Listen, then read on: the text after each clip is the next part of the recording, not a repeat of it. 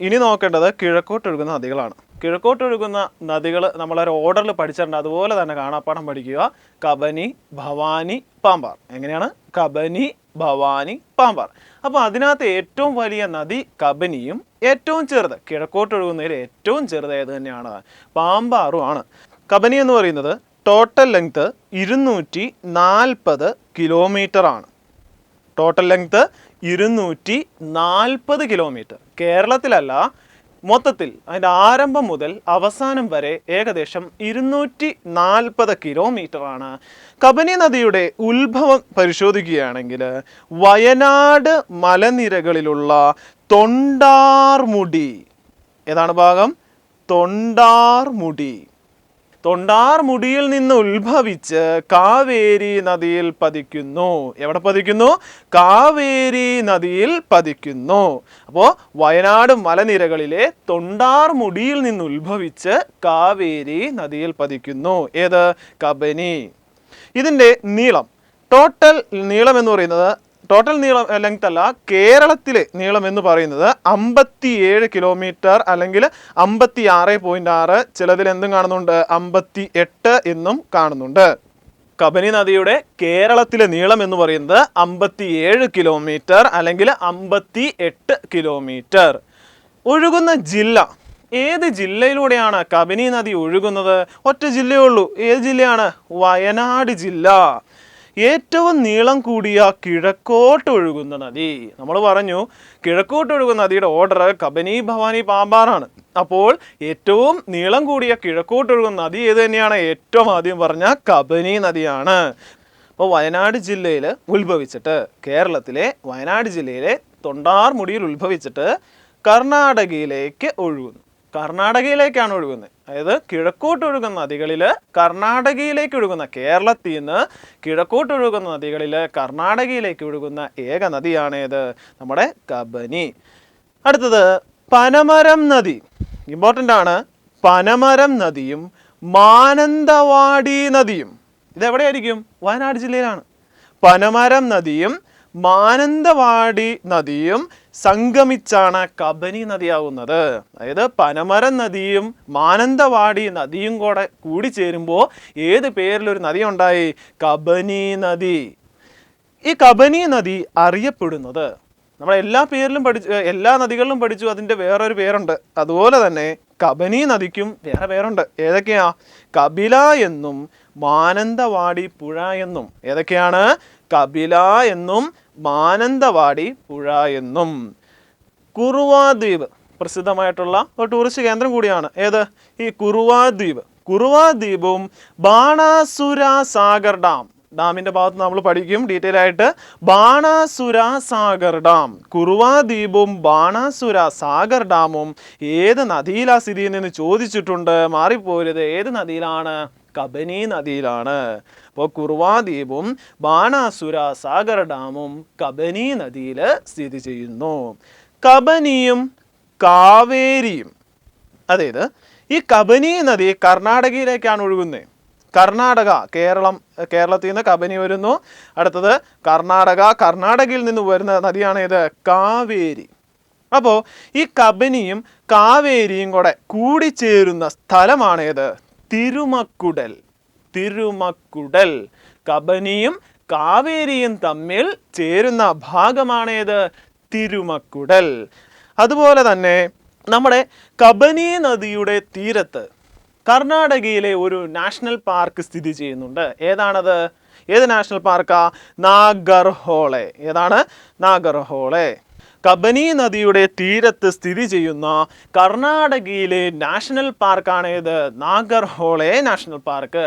കർണാടകയിലെയാണ്. കർണാടകയിലെ നാഷണൽ പാർക്കാണ് ഏത്? Nagarhole national park.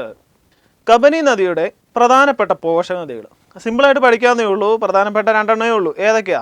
പനമരവും ബാവലിയും. ഏതൊക്കെയാണ്? പനമരവും ബാവലിയും. കിഴക്കോട്ടൊരു നദികളിൽ രണ്ടാമത്തെ നദിയാണ് ഏത്? ഭവാനി നദി. ആ ഓർഡറിൽ കബനി കഴിഞ്ഞു, ഭവാനി. ഭവാനി നദി ഉത്ഭവിക്കുന്നത് എവിടെയാ? നീലഗിരി ഹിൽസ്. നീലഗിരി ഹിൽസ് എവിടെയാണെന്ന് നമുക്കറിയാം. തമിഴ്നാട്ടിലാണ്. തമിഴ്നാട്ടിലെ പ്രസിദ്ധമായ സുഖവാസ കേന്ദ്രമാണ് ഏത് നീലഗിരി എന്ന് പറയുന്നത്. അപ്പോൾ നീലഗിരി ഹിൽസിൽ നിന്നാണ് ഏത് ഭവാനി നദി ഉത്ഭവിക്കുന്നത്. അപ്പോൾ തമിഴ്നാട്ടിലെ നീലഗിരി ഹിൽസിൽ ഉത്ഭവിച്ച് ഏത് ജില്ലയിലൂടെയാണ് ഒഴുകുന്നത്? പാലക്കാട് ജില്ലയിലൂടെ ഒഴുകി എവിടെ? തമിഴ്നാട്ടിലെ കാവേരി നദിയിൽ പതിക്കുന്നു. അപ്പോൾ നീലഗിരി മലയിൽ ഉത്ഭവിച്ച് പാലക്കാട് ജില്ലയിലൂടെ ഒഴുകി തമിഴ്നാട്ടിലെ കാവേരി നദിയിൽ പതിക്കുന്ന നദിയാണേത്? ഭവാനി. നീളം, കേരളത്തിലെ നീളം എന്ന് പറയുന്നത് 37.5. കേരളത്തിലെ നീളം എന്ന് പറയുന്നത് എത്രയാ? 37.5. പക്ഷേ ടോട്ടലാണോ? അല്ല, മൊത്തം ഏകദേശം ഫുള്ള് 217 കിലോമീറ്റർ ഉണ്ട്. ഭവാനി നദിയിൽ സ്ഥിതി ചെയ്യുന്ന ഡാം ഏത്? ഒറ്റ ഡാമേ സ്ഥിതി ചെയ്യുന്നുള്ളൂ. ഏതാണ്? മുക്കാലിയാണ്. മുക്കാലി. അപ്പോൾ പോഷക നദികൾ നോക്കാം. ശിരുവാണിയുണ്ട്, വരഗാർ. ഏതൊക്കെയാണ്? ശിരുവാണിയും വരഗാർ. ശിരുവാണി, വരഗാർ എന്നിവ എന്തിൻ്റെ പോഷകനദികളാണ്? ഭവാനി നദിയുടെ പോഷകനദികളാണ്. ഭവാനി നദിയുടെ പോഷകനദികളാണ് ഏതൊക്കെ? ശിരുവാണിയും വരഗാറും. ഇനി ഇത് ഇമ്പോർട്ടൻ്റ് ആണ്. ഇവിടെ ഒരു ഡാമുണ്ട്, ശിരുവാണി അണക്കെട്ട്. അത് എവിടെ സ്ഥിതി ചെയ്യുന്നത്? ശിരുവാണി നദിയിലാണ് കേട്ടോ. ശിരുവാണി നദിയിലാണ് ഏത്? ശിരുവാണി അണക്കെട്ട്. അത് ഇമ്പോർട്ടൻ്റ് ആണ്. കോയമ്പത്തൂർ പട്ടണത്തിലേക്ക് ജലമെത്തിക്കുന്നതിനുള്ള പദ്ധതിയാണ് ഏത്? ശിരുവാണി അണക്കെട്ട്.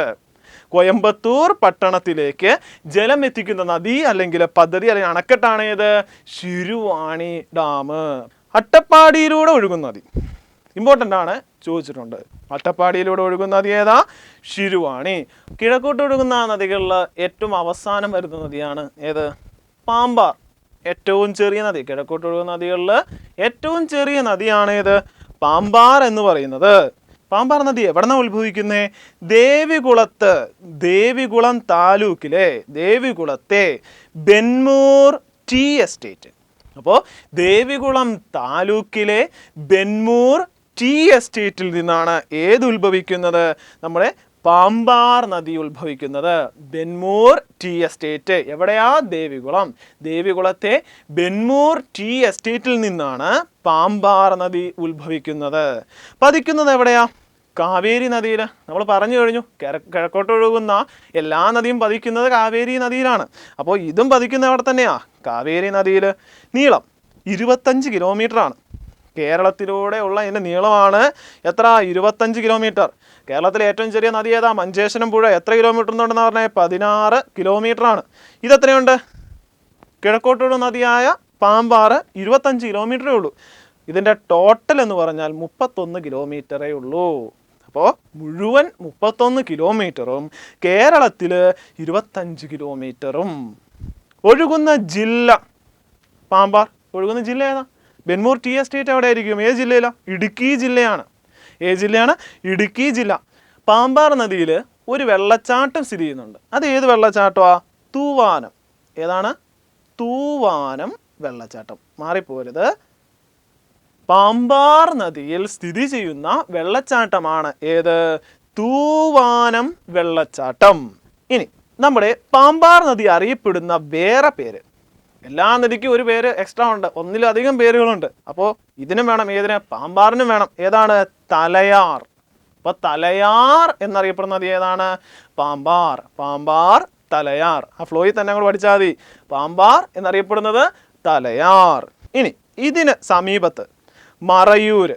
ശർക്കരയ്ക്കൊക്കെ പേര് കേട്ട, അല്ലെങ്കിൽ നമ്മുടെ ചന്ദനത്തിനൊക്കെ പേര് കേട്ട മറയൂര്. ഇടുക്കി വന്യജീവി സങ്കേതം, Idukki wildlife sanctuary. Chinnar മഴനിഴൽ പ്രദേശമാണ് ചിന്നാർ. അതുപോലെ തന്നെ അവിടെ ഒരു വന്യജീവി സങ്കേതമുണ്ട്, ചിന്നാർ വന്യജീവി സങ്കേതം. ചിന്നാർ എന്നിവിടങ്ങളിലൂടെ ഒഴുകുന്ന നദി. പോഷക നദികൾ നോക്കാം. ഇരവികുളം നദി ഉണ്ട്. ഇരവികുളം, മയിലാടി, തീർത്ഥമല, ചെങ്കലാർ, തേനാർ. ഇപ്പോൾ പോഷക നദികൾ ഏതൊക്കെയാ? ഇരവികുളം, മയിലാടി, തീർത്ഥമല, ചെങ്കലാർ, തേനാർ. പാമ്പാറും തേനാറും കൂടി ചേർന്ന് അമരാവതി നദിയായിട്ടാണ് നമ്മൾ കാവേരിയിലേക്ക് പതിക്കുന്നത്. അപ്പോൾ പാമ്പാർ, തേനാർ എന്നിവ ചേരുന്നതിലൂടെ രൂപം കൊണ്ട കാവേരി നദിയുടെ പോഷക നദിയാണ് അമരാവതി. അപ്പോൾ അമരാവതി എന്ന പേരിലാണ് എവിടെ പതിക്കുന്നത്? കാവേരി നദിയിൽ പതിക്കുന്നത്. അപ്പോൾ കിഴക്കോട്ടൊഴുകുന്ന നദികൾ മുഴുവൻ നമ്മളിവിടെ കംപ്ലീറ്റ് ചെയ്തിട്ടുണ്ട്. ഇനി ബാക്കിയുള്ള ഭാഗം നമുക്ക് അടുത്ത പാർട്ടിൽ കാണാം.